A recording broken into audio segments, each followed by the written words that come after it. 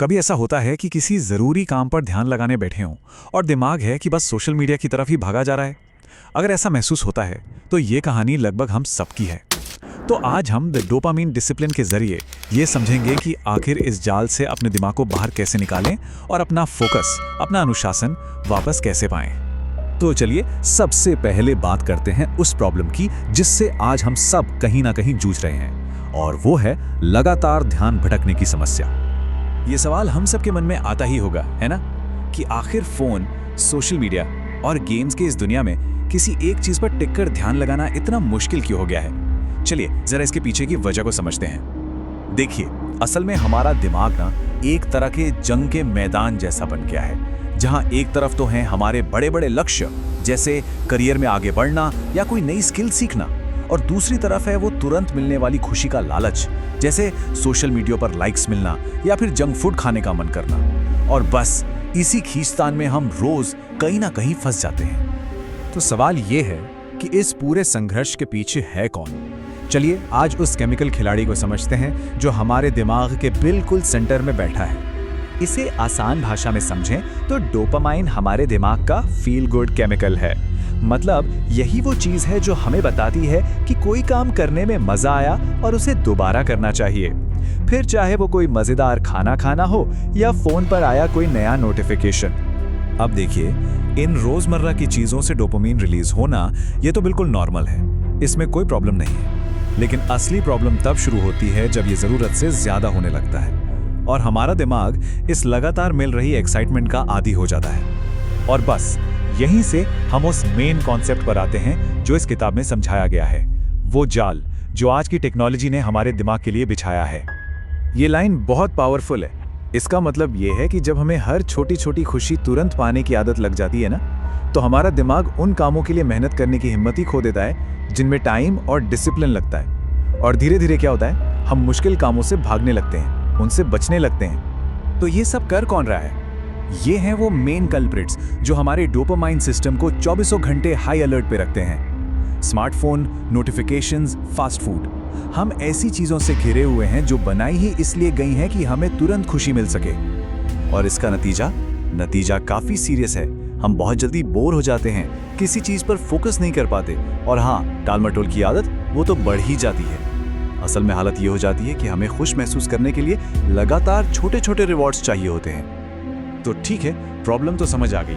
अब बात करते हैं सॉल्यूशन की। चलिए उन प्रैक्टिकल रूल्स पर नजर डालते हैं जिनसे हम कंट्रोल वापस अपने हाथ में ले सकते हैं। तो किताब में डोपामाइन को डिसिप्लिन करने के लिए एक 4 स्टेप का फ्रेमवर्क दिया गया है। डिजिटल फास्टिंग, खुशियों को थोड़ा टालना, एक फोकस्ड माहौल बनाना और एक हेल्दी लाइफस्टाइल अपनाना। चलिए इनमें से कुछ सबसे पावरफुल तरीकों को थोड़ा और करीब से देखते हैं। पहला रूल है डिजिटल फास्टिंग, मतलब कुछ समय के लिए डिजिटल दुनिया से पूरी तरह कट जाना। ये ना हमारे दिमाग के लिए एक रीसेट बटन की तरह काम करता है। ये उसे लगातार मिल रही एक्साइटमेंट से रिकवर करने और अपने नेचुरल फोकस को वापस पाने में मदद करता है। दूसरा रूल तो और भी दिलचस्प है। जब कोई छोटी छोटी खुशियों के लिए इंतजार करना सीखता है, जैसे मान लीजिए चॉकलेट खाने से पहले 1 घंटा रुकना, तो असल में वो अपने दिमागी अनुशासन की एक तरह से कहें तो मसल को मजबूत कर रहा होता है। और तीसरा नियम है एक ऐसा माहौल बनाना जहां फोकस करना आसान हो, मतलब अपने आसपास से हर उस चीज को हटा देना जो ध्यान भटकाती है। एक बहुत अच्छी शुरुआत है काम करते समय फोन को दूसरे कमरे में रख देना।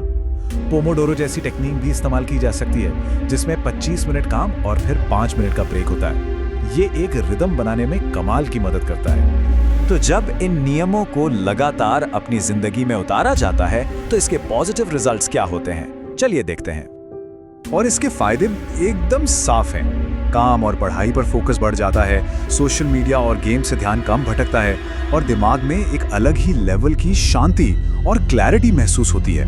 और सबसे बड़ी बात, हम आखिर में उन बड़े लक्ष्यों की ओर तेजी से बढ़ने लगते हैं जो अब तक बस दूर की कौड़ी लग रहे थे। और इसका असर कितना बड़ा हो सकता है, जरा सोचिए इस बात को।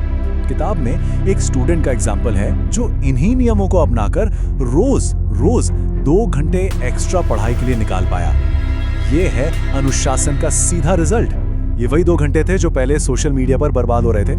तो चलिए अब इन सारी बातों को एक सिंपल डेली रूटीन में बदलते हैं एक ऐसा रूटीन जिसे कोई भी आज से ही शुरू कर सकता है। इसे एक सिंपल चेकलिस्ट की तरह देख सकते हैं। पहला, सुबह उठते ही सबसे पहले फोन चेक करना बंद। दूसरा, सोशल मीडिया के लिए दिन में एक फिक्स टाइम सेट करें।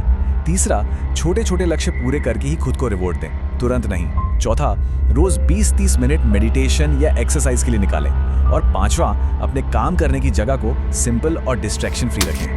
यकीन मानिए, ये छोटी छोटी आदतें ही मिलकर बहुत बड़ा बदलाव ला सकती हैं। तो इस पूरी बातचीत का सार यही है, ये सिर्फ थियोरी नहीं है, ये किताबी बातें नहीं है, बल्कि ये एक पूरा टूल बॉक्स है। इसमें वो प्रैक्टिकल तरीके हैं जिन्हें हम आज अभी से अपनी जिंदगी में लागू कर सकते हैं, ताकि दिमाग का कंट्रोल वापस अपने हाथों में आ सके। तो आखिर में ये एक सवाल सोचने पर मजबूर करता है। जरा सोचिए, अगर किसी का फोकस पूरी तरह से उसके कंट्रोल में आ जाए तो वो कौन सा एक बड़ा लक्ष्य है जिसे आखिरकार हासिल किया जा सकता है? इस पर विचार जरूर कीजिएगा।